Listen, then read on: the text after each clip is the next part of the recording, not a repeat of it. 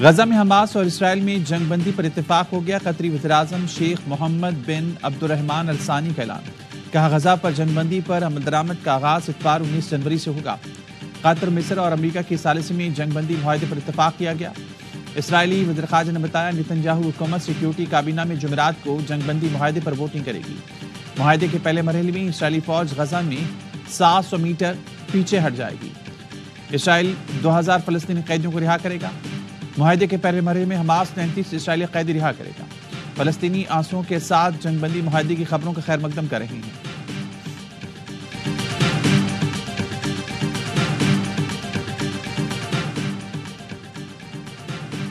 غزہ جنگ بندی معاہدہ، جو بائیڈن کریڈٹ لینے لگے، مگر قطری وزیراعظم نے مذاکرات میں مدد کرنے پر ڈونلڈ ٹرمپ کے خصوصی ایلچی کو شکریہ ادا کیا۔ ٹرمپ نے کہا تھا حماس نے اسرائیلی قیدیوں کو رہا نہ کیا تو غزہ کو جہنم بنا دیں گے۔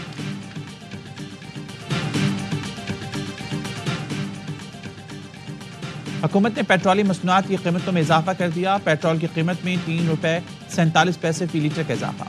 پیٹرول کی نئی قیمت ₹256.13 فی لیٹر مقرر۔ ڈیزل کی قیمت ₹2.61 کا فی لیٹر اضافہ۔ ڈیزل کی نئی قیمت ₹260.95 فی لیٹر۔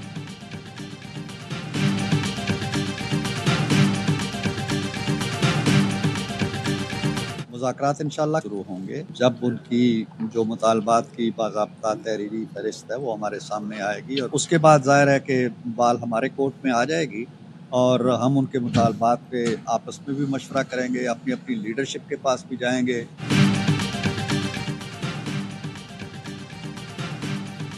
پی ٹی آئی حکومتی مذاکراتی کمیٹیوں کا تیسرا اجلاس آج ہوگا۔ کمیٹی اراکین کو نوٹس جاری۔ سینیٹر عرفان صدیقی کہتے ہیں پی ٹی آئی کے تحریری مطالبات قیادت کے سامنے لے کر جائیں گے۔ سیاست میں نشیب و فراز آتے رہتے ہیں، پی ٹی آئی جس مرحلے میں ہے کب تک نکلے گی یہ تو وقت ہی بتائے گا۔ بیرسٹر گوہر کا کہنا ہے مذاکرات کے تیسرے دور سے پرامید ہیں۔ آج تحریری مطالبات حکومتی کمیٹی کو پیش کریں گے۔ امید ہے مذاکرات جلد مکمل ہوں گے اور کوئی خوشخبری آئے گی۔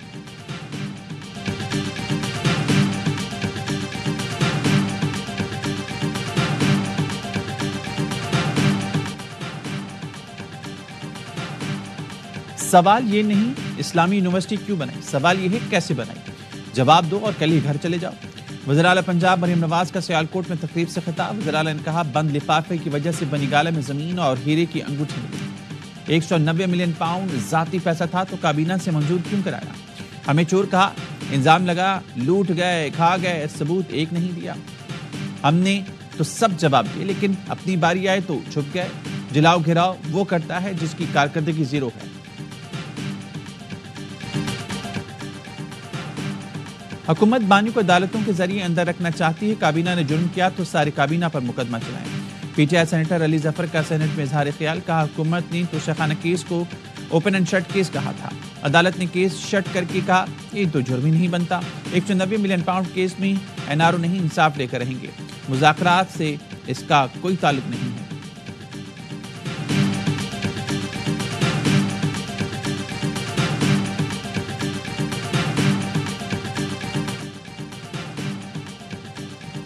بھارتی آرمی چیف کے بیان پر ترجمان پاک فوج کا منہ توڑ جواب۔ بھارتی آرمی چیف بھول گئے ان کا ایک فوجی آفیسر پاکستان کی حراست میں ہے۔ بھارتی فوجی پاکستان میں دہشت گردی کرتے ہوئے رنگے ہاتھوں پکڑا گیا۔ بھارتی آرمی چیف کے ریمارکس مقبوضہ کشمیر میں جاری ظلم و بربری سے توجہ ہٹانے کی کوشش ہے۔ ایسے بھونڈے الزامات بھارتی فوج کی سیاست زدہ سوچ کی عکاسی کرتے ہیں۔ بھارتی آرمی چیف انتہا پسند بھارتی جنتا پارٹی کی زبان بول رہی ہیں۔ دہشت گردی کی سرپرستی کا الزام دوغلی پالیسی کا منہ بولتا ثبوت ہے۔ بھارتی آرمی چیف کے بیانات سیاسی مقاصد کے تحت دیے گئے۔ دنیا بھارتی قیادت کے مسلم کش ہندوتوا نظریات سے بخوبی واقف ہے۔ بھارت میں اقلیتوں پر ظلم اور نفرت انگیز بیانیاں عالمی برادری سمیت سب پر عیاں ہیں۔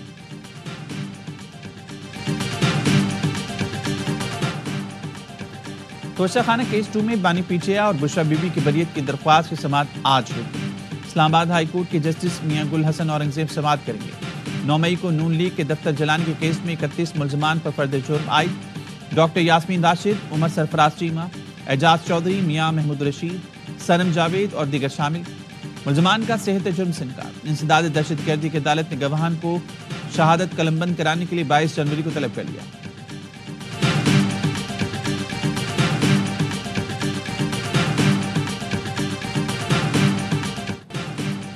قومی اسمبلی میں اپوزیشن کا پھر ہنگامہ. وزیر قانون اعظم نذیر تارڑ نے اسپیکر سے کہا انہیں کم از کم روک ہی دیں. اسپیکر ایاز صادق بولے اپوزیشن عوام کی سیاست نہیں کرنا چاہتی, کسی دباؤ میں آ کر کارروائی نہیں چلاؤں گا. پیپلز پارٹی کے رکن آغا رفیع اللہ نے کہا اپوزیشن اراکین کا علاج کرائیں, ایسی اپوزیشن پارلیمنٹ کے لیے خطرہ ہے, اپوزیشن کے ساتھ حکومت بھی نالائق ہے. وزیر قانون اعظم نذیر تارڑ بولے میں نے تو تفصیلی جواب دیا ہے, مگر آغا رفیع اللہ نے حکومت کو بھی رگڑ دیا.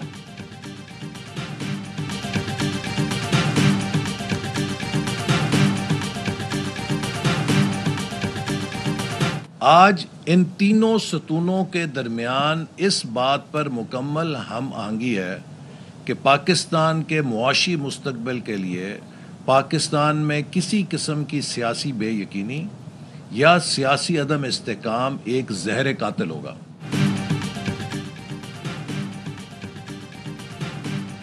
پہلی بات پارلیمنٹ اور اداروں میں ہم آہنگی ہے. اداروں نے سبق سیکھ لیا, عدم استحکام سے ملک کی ترقی رک جاتی ہے.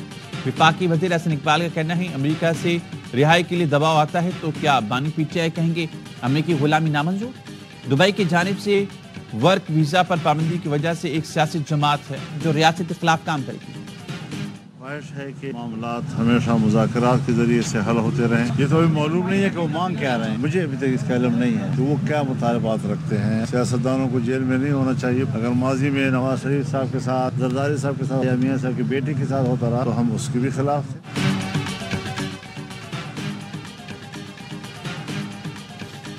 مسائل مذاکرات سے ہی حل ہوتے ہیں, لیکن ہمیں معلوم نہیں کہ پی ٹی آئی والے مانگ کیا رہے ہیں. سربراہ جے یو آئی مولانا فضل الرحمان کی لاہور میں میڈیا سے گفتگو, کہا سیاستدانوں کی خامیوں کو دور کرنا ہوگا. سیاستدانوں کو جیل کے اندر نہیں ہونا چاہیے. یہ دوسرا الیکشن ہے جس کو عوام کا اعتماد حاصل نہیں. دھاندلی زدہ الیکشن کی گنجائش نہیں. ہم نے ٹرمپ کو اپنے ذہنوں پر کیوں سوار کر رکھا ہے؟ ہم اپنے ملک میں کسی ادارے کی بالادستی قبول نہیں کرتے تو امریکہ کی کیوں کریں گے؟ فیصل وابدہ نے ٹویٹ کیا, مولانا فضل الرحمان نے پی ٹی آئی پر احسان کیا اور علی امین گنڈاپور کی زبان سنی. بقول گنڈاپور مولانا پر ان کے والد بھروسہ نہیں کرتے تھے تو ہم بھی بھروسہ نہیں کرتے.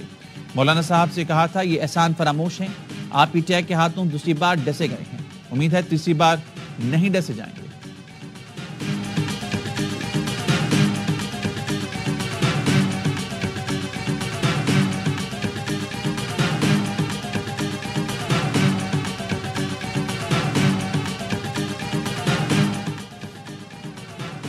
پی ٹی آئی حکومت میں معاملات تقریباً طے ہو چکے ہیں. یہ سال بانی پی ٹی آئی کی رہائی کا ہے, ہو سکتا ہے جلد رہا ہو جائیں. سینیٹر کامران مرتضیٰ کا پروگرام 11 آر میں انکشاف, عدالتی کمیشن کا بننا طے ہے, اس میں کسی کا نقصان نہیں. کمیشن بننے سے لوگ 4-6 ماہ کے لیے ٹرک کی بتی کے پیچھے لگ جائیں گے. پی ٹی آئی الیکشن کے حوالے سے کچھ مطالبات چھوڑ دے گی. حکومت اور پی ٹی آئی دونوں ایک دوسرے کو سہولت دے رہی ہیں. سیاسی قیدی بھی رہا ہو جائیں گے.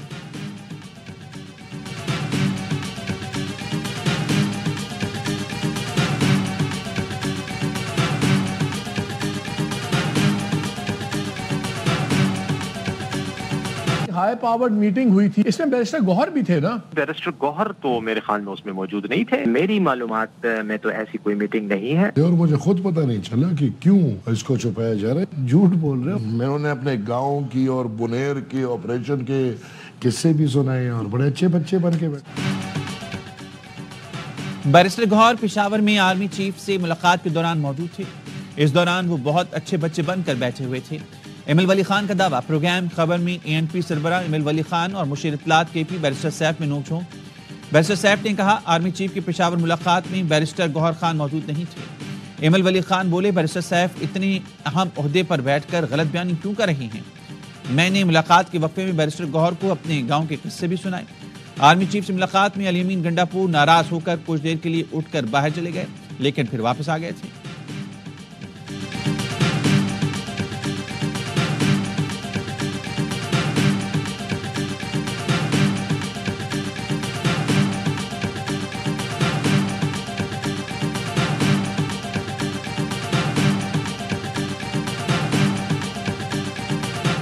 ملٹری کورٹس کو تسلیم کرتے ہیں, قانون میں ترمیم کے لیے مخمل میں لگے پیوند کا جائزہ لینا ہے. جسٹس جمال مندوخیل کے ملٹری کورٹس میں سیویلینز کے ٹرائل کے خلاف اپیل کی سماعت کے دوران ریمارکس. وزارت دفاع کے وکیل نے کہا ملٹری کورٹس میں ٹرائل آرمی ایکٹ کے تحت جرم کا ہوتا ہے, سیویلین کے ٹرائل کی بات نہیں ہے. 9 مئی کے ملزمان کا ٹرائل ملٹری کورٹ میں ہی ہوگا.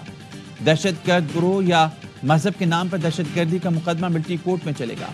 آئینی ترمیم کے بغیر کی ایسے جرائم کا ملٹری کورٹس میں ٹرائل چل سکتا ہے۔ جسٹس نعیم اختر اخوان نے کہا 21ویں ترمیم کیس کے فیصلے میں قانون سازی کی نیت کا پہلو بھی دیکھا گیا۔ خواجہ صاحب نے فیصلے کے اس پہلو کو نظر انداز کر دیا۔ جسٹس محمد علی مظہر نے ریمارکس دیے، ہم یہاں بیٹھ کر جرم کی نوعیت کا جائزہ نہیں لے رہے، صرف یہ دیکھنا ہے آرمی ایکٹ کے متعلقہ شقیں آئین کے تحت ہیں یا نہیں، تو قابل جائزہ بھی دینا پڑے گا۔ ملٹری ٹرائل کے لیے کیا طریقہ کار اپنایا گیا، طریقہ کار میں دیکھیں گے کیا مرضی کا وکیل اور شواہد فراہم کیے گئے۔ سماعت کل تک ملتوی۔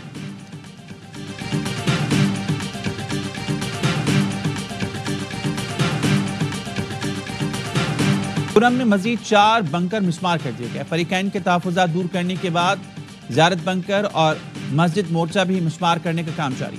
خارکلے اور ماریش میں مسمار کیے گئے بنکرز کی تعداد 7 ہو گئی۔ جرگہ ممبر حیدر شاہ نے بتایا مورچے پر فریقین کے تحفظات دور کر دیے گئے، حالات معمول پر آ رہے ہیں، ٹلپاڑا چنار روڈ کھول دی جائے گی۔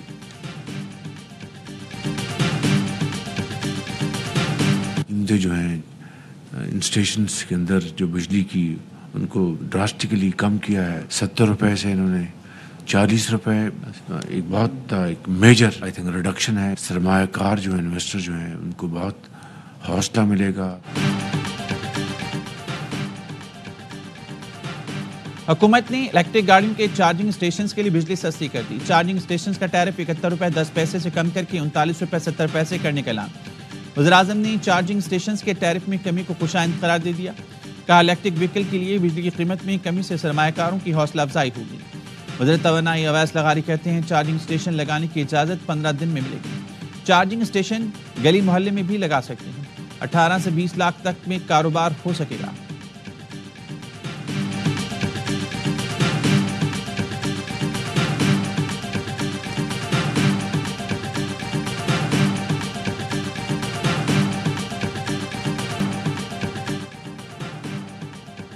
تحریک انصاف کا چیف الیکشن کمشنر کے تقرر کے لیے وزیراعظم سے مشاورت نہ کرنے کا فیصلہ۔ قومی اسمبلی میں اپوزیشن لیڈر عمر ایوب نے اسپیکر ایاز صادق، سینٹ میں قائد حزب اختلاف شبلی فراز نے چیئرمین سینٹ یوسف رضا گیلانی کو خط لکھ دیا، موقف اپنایا۔ چیف الیکشن کمشنر کی مدت ملازمت ختم ہو رہی ہے، نئے چیف الیکشن کمیشن کے تقرر کے لیے پارلیمانی کمیٹی تشکیل دی جائے۔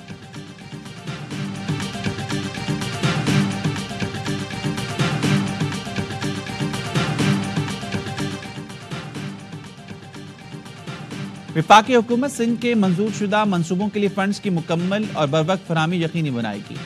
نائب وزیر اعظم اسحاق ڈار نے وزیر اعلیٰ سندھ کو یقین دہانی کرا دی۔ اسحاق ڈار نے کہا جاری منصوبوں کی لاگت میں کسی بھی اضافے پر فوری غور کیا جائے گا۔ ملاقات میں Sindh public sector development programme میں ترقیاتی منصوبوں کا تفصیلی جائزہ لیا گیا۔ اتفاق کیا گیا منصوبوں کی لاگت کے اندر اور وقت پر تکمیل سندھ کی ترقی اور عوام کی فلاح و بہبود کے لیے ناگزیر ہے۔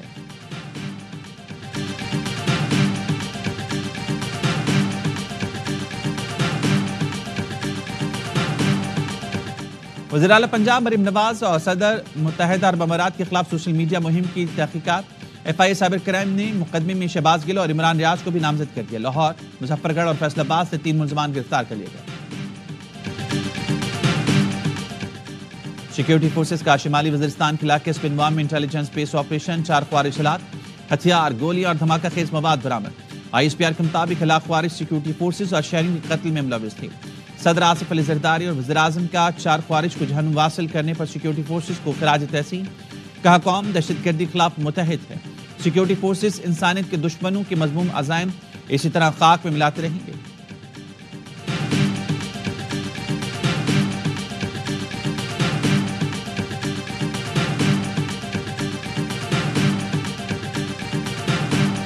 کراچی کے پورے شہر کے اندر بچے اگر باہر بھی نہیں کھیل پائے، اسکول میں جا رہے ہیں بچے، واپسی کا پتہ نہیں ہے کہ گھر آئیں نہ آئیں، تو لہٰذا ان پہ کارروائی کی جائے، ان کو لگام دیا جائے۔ کراچی کے علاقے گارڈن ویسٹ سے 2 بچے لاپتہ، 5 سال کا علیان اور 6 سال کا علی گھر کے باہر کھیل رہے تھے۔ والدین نے گارڈن تھانے میں مقدمہ درج کرا دیا۔ پولیس نے بچوں کی تلاش شروع کر دی۔ نارتھ کراچی سے لاپتہ سالم کا بھی تاحال کوئی سراغ نہ ملا۔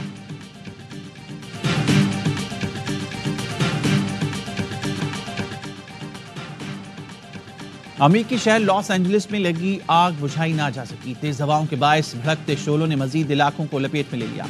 لاس اینجلس سے 100 کلومیٹر دور جھاڑیوں میں آگ بھڑک اٹھی، چند گھنٹوں میں 5 ایکڑ رقبہ جل گیا۔